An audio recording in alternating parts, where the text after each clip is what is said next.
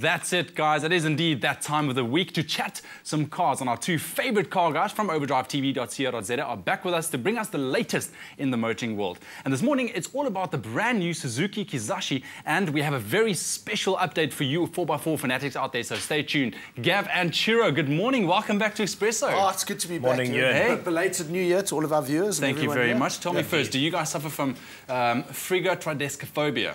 Is that a fear of big words?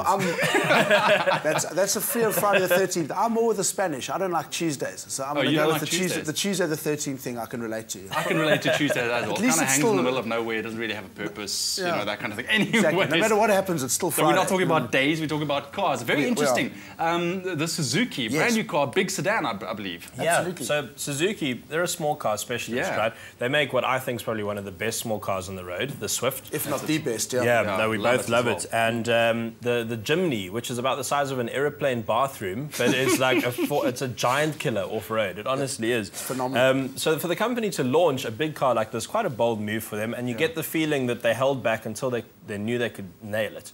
And I think they have. It's called the Kizashi, and to give you an idea of how big it is, about the size of a Volkswagen Jetta, which we've spoken about before, or a Honda Accord. But yeah, great name. Yeah, absolutely. You know what? When I read it the first time yesterday, it took me literally like a good couple of seconds to just like, what is this? Yeah, exactly. Kizashi. I mean, for me, it sounds like a Yakuza assassin who's been directly sent to kill the Honda Accord. So, yeah, and what they've done is they've fitted a 2.4-litre petrol engine. It's a 4-cylinder, but for some reason, it feels like a very powerful V6. It's a phenomenal engine, and it just keeps revving and revving and revving. Yeah. I mean, in third gear, you just don't run out of revs, don't run out of grunt. It's truly an exceptional engine. I really enjoyed it. A lot of fun to drive. The test car we've got is riding on these huge 18-inch sport tyres. And my favourite road to test cars on, between Camps Bay and Hout Bay, the coastal road. You know, Unofficial test track, one of them. Didn't even get close to stressing the tyres out. And yeah, no, very, very good. Good car on the road. It's almost like a sports car. You can think of it as like a 4-door sports car. Yeah, it really is impressive. And the interior, also, you get so much value for money. The interior is full of leather. It's got all your controls on the steering wheel. It's got all your automatic climate control. It's got a magnificent onboard computer.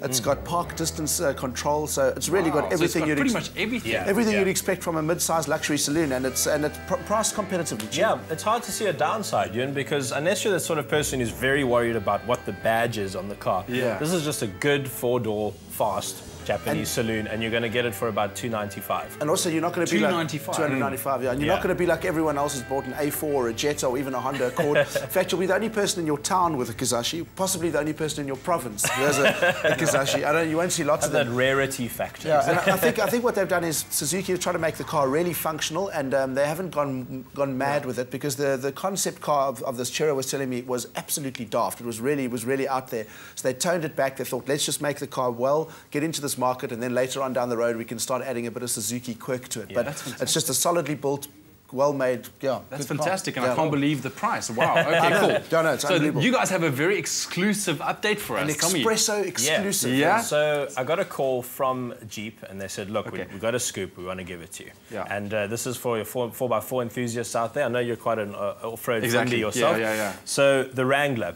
great car, iconic car for the Jeep brand especially.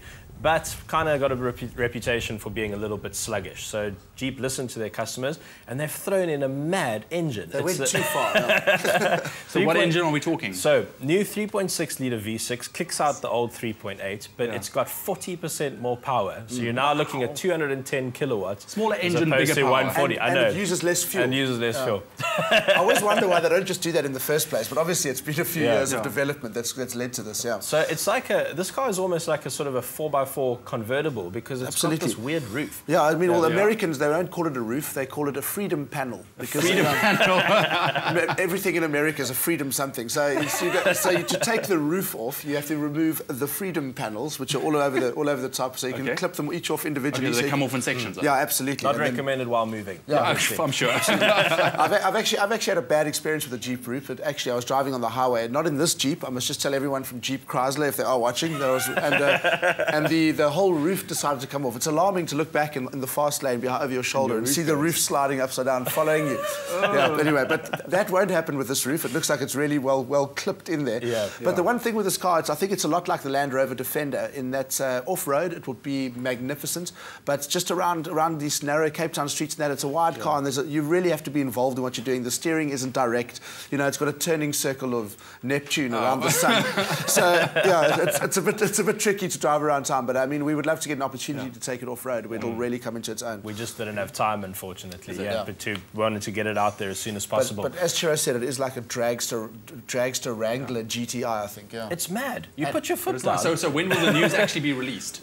Today. Today only. Later on today. Yeah. So our Expresso viewers are literally the first ones to know about this. There we go. Absolutely, absolutely. And also, I was very pleasantly surprised at the price. The same as I was with the Grand Cherokee we tested a while back. It's a lot of car, and exactly like Gav was saying, it's good. It's very good value for money. You get a lot of car for your money. The normal Wrangler that you're used to, the sort of two-door one, 369,000. The stretchy four-door, which we've been driving, which is massive, is 394. That's not bad. It's not bad at all, and you get a lot for it, and it's an iconic car, great off-road.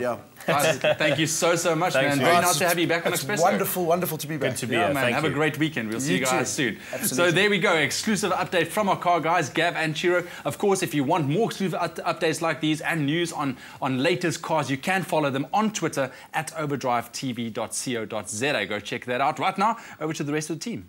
Stay with Expresso and SABC3.